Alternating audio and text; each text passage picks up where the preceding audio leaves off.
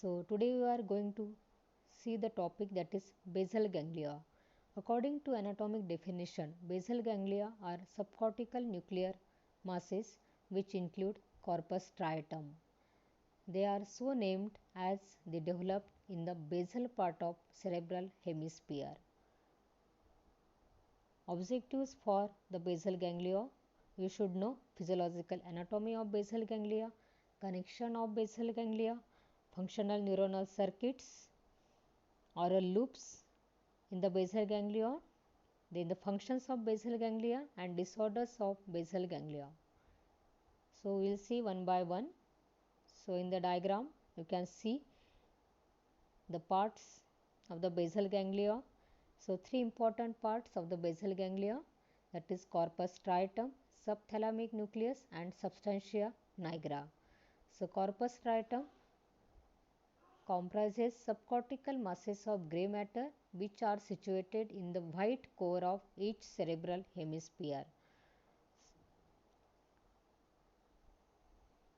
So this basal ganglia is situated in the center. You can see there is a, you can see here is the thalamus. So this is a part of basal ganglia, that is the lentiformis nucleus. You can see this is the subthalamus. This outer part is the putamen, the globus pallidus. Here you can see the caudate nucleus. It is the part of basal ganglia. So you can see here is the head of caudate nucleus and here there is the tail of caudate nucleus. So corpus striatum, the first part, the corpus striatum comprises the subcortical masses of grey matter which is situated in the white core of each cerebral hemisphere. It is divided almost completely by fibers of internal capsule into two parts, that is caudate nucleus and the lentiform nucleus. So in between that there is a fibers, that is internal capsule. So it is divided the caudate nucleus and lentiform nucleus. This lentiform nucleus which further divided into, you can see this outer part of this triangular area, there is a putamen and inner part is a globus pallidus. Phylogenetically, the corpus striatum can be divided into neostriatum, paleostriatum and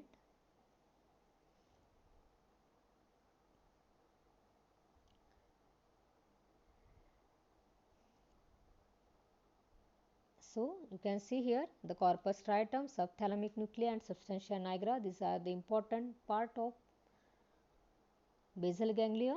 Corpus striatum divided by the fibers of internal capsule into caudate nucleus and lenticular nucleus, and lenticular nucleus further divided into putamen and globus pallidus. This is a colorful diagram you can see. So in the center there is a thalamus. You can see here this is the thalamus. So this is the head of caudate nucleus. This is the tail of caudate nucleus, and this corpus striatum is divided by the internal capsule into caudate nucleus and the lentiform nucleus. So lentiform nucleus, this is the whole lentiform nucleus. The outer part is called as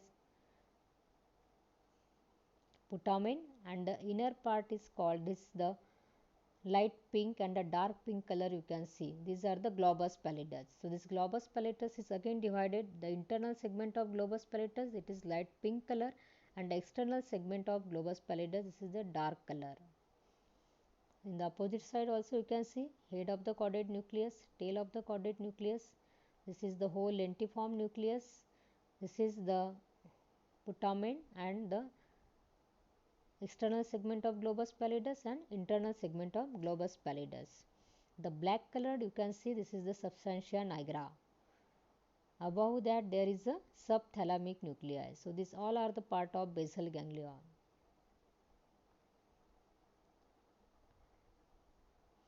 So in this diagram it is, you will get clear. So this is the thalamus. So you can see the internal capsule divide the caudate nucleus and the lentiform nucleus. So these are the part of lentiform nucleus. So this lentiform nucleus divided in the outer segment is putamen and the inner segment is globus pallidus, and here is the tail of caudate nucleus.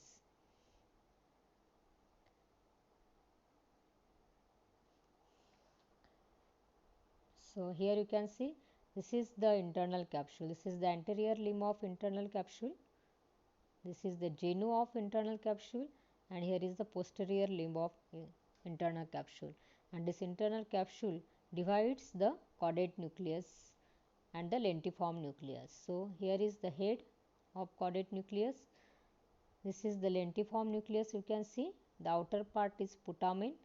The inner part is globus pallidus, which is again divided into external segment and the internal segment of globus pallidus. Here is the thalamus.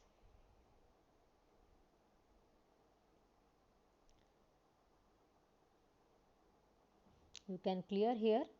This is the caudate nucleus.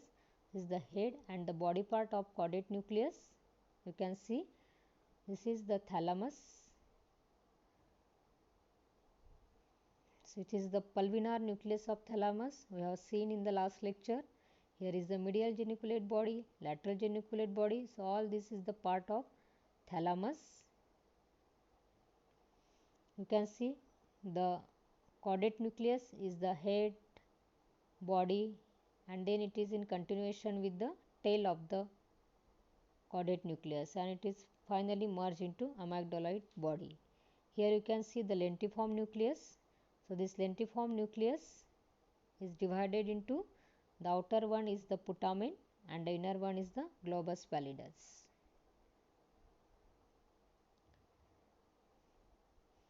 So you can see here this is the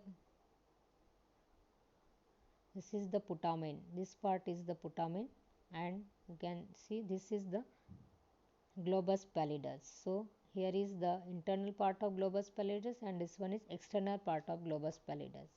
You can see here subthalamic nuclei. This long blackish is the substantia nigra, and this is the thalamus. So in the frontal view you can see this is caudate nucleus, this is the lentiform nucleus, the putamen, external part of globus pallidus, internal part of globus pallidus.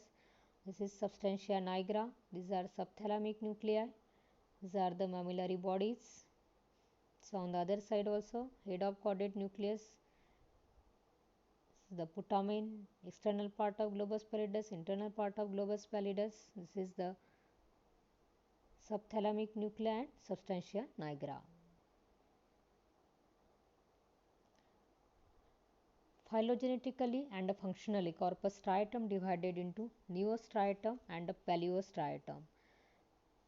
So neostriatum, the caudate nucleus and the putamen are more of recent origin, and that's why they are called as a neostriatum or for a short striatum. Functionally and structurally, the caudate nucleus and the putamen are similar. The striatum is divided into dorsal striatum and ventral striatum. Now the paleostriatum. Paleostriatum refer to globus pallidus, which is older and primitive. Pallidum is subdivided into again the dorsal and the ventral pallidum.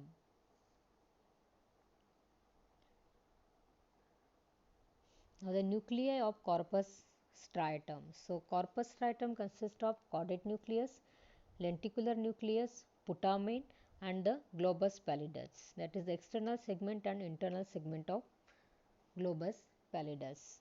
So caudate nucleus. So it is highly curved comma shaped band. You have seen in the diagram. So it is a highly curved comma shaped band of grey matter. It consists of head, body and tail. Caudate nucleus is separated from the lentiform nucleus almost completely by the fibers of internal capsule. It is in continuous with the putamen nucleus. This area of continuity is known as fundus striati. The tail of the caudate nucleus ends by becoming continuous with the putamen and lies in close relation to the amygdaloid body. The lenticular nucleus, it is a shape like biconvex lens. So you have seen in the diagram The lenticular nucleus, it is like biconvex lens and it's triangular in both coronal and horizontal section. It is divided into two parts, that is putamen and globus pallidus. Putamen is the outer part of lentiform nucleus. It is dark in color and is roughly quadrilateral. Then the globus pallidus. Globus pallidus is the inner small part which is paler in appearance. It is further divided by internal lamina of white matter into external and the internal segment. Now the subthalamic nucleus. The subthalamic nucleus is also called as body of Lewis, is a biconvex mass of grey matter which is situated lateral to red nucleus and dorsal to substantia nigra in the mesencephalon. Subthalamic nucleus is separated from the ventral nuclei of thalamus by a thin sheet of grey matter known as zona incerta. Now the substantia nigra. So substantia nigra is a sheet made up of small unpigmented and large pigmented nerve cells. It is divided into two parts, pars compacta and pars reticulata. It is extend along the entire length of midbrain. Its cranial end reaches close to the subthalamic nucleus. So pars compacta. So it is a dorsal part of substantia nigra, contains dopaminergic and cholinergic neurons.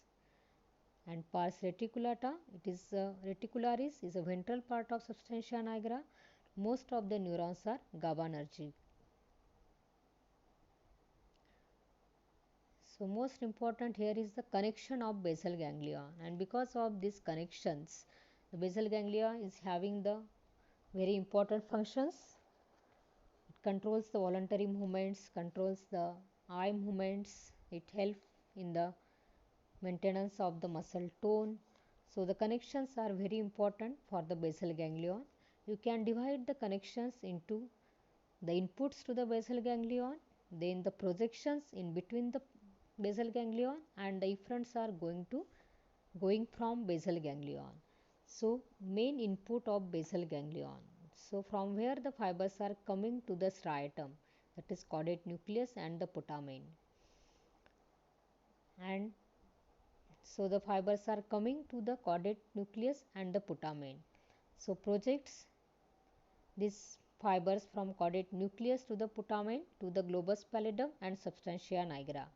So this striatum projects to the globus pallidus and substantia nigra, and the main output from the basal ganglia is from globus pallidus.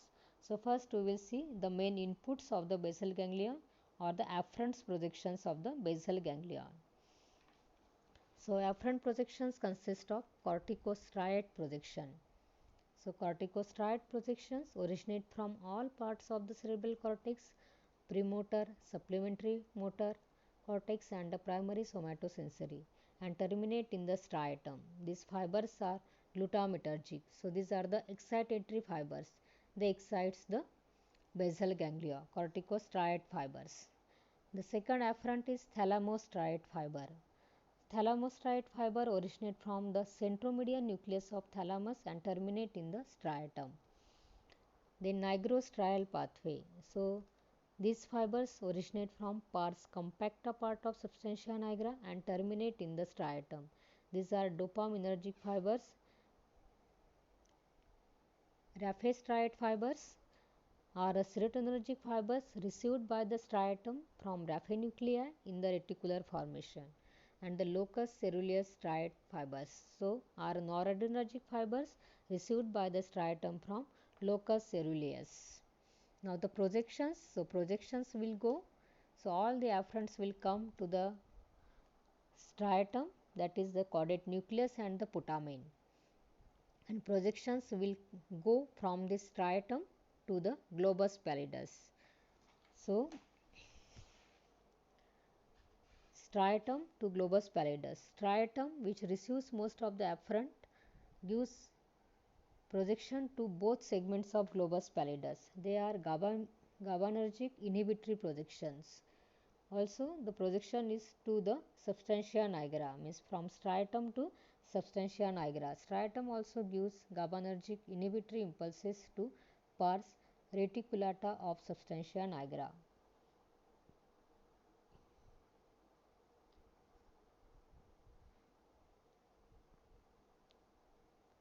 So in the diagram you can see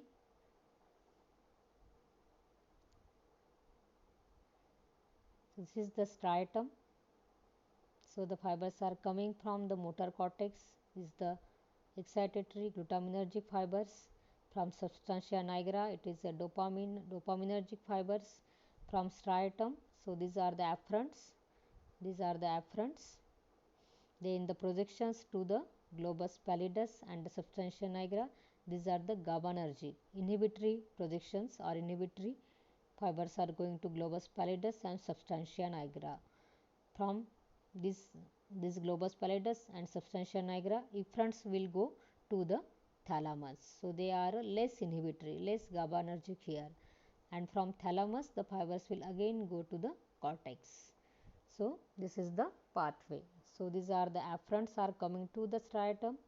From striatum it is projected to the globus pallidus and substantia nigra, and efferents are going to thalamus.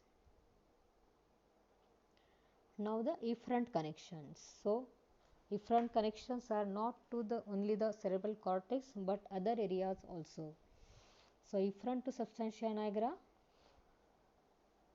first it giving the fibers to the subthalamic nucleus, which in turn projects to the substantia nigra. So from the globus pallidus, fibers will go to the subthalamic nuclei, and from subthalamus it will go to substantia nigra. Also the fibers will go to thalamus. So efferent connections consist of the fibers going to thalamus, subthalamic nuclei, substantia nigra. Substantia nigra again sends following descending projections. Substantia nigra will give a fibers to the brainstem reticular formation in the form of reticulotract pathway. Substantia nigra also gives a fibers to superior colliculus and forms the tectospinal pathway, and it gives the efferents to red nucleus. It forms the rubrospinal pathways. So you can see here the connections from the cerebral cortex. The fibers, glutaminergic fibers are going to striatum here. From striatum, the fibers will go to globus pallidus, which is inhibitory. Also, it will goes to the substantia nigra, pars reticulata.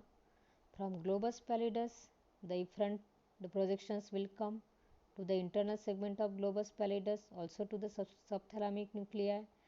From subthalamic nuclei again it will come to the globus pallidus. The striatum will give the fibers to globus pallidus also. Here is the external segment, here is the internal segment. So striatum gives the fibers to both segment of globus pallidus. Globus pallidus via subthalamic nuclei to the globus pallidus internal segment, that is the glutaminergic fibers you can see.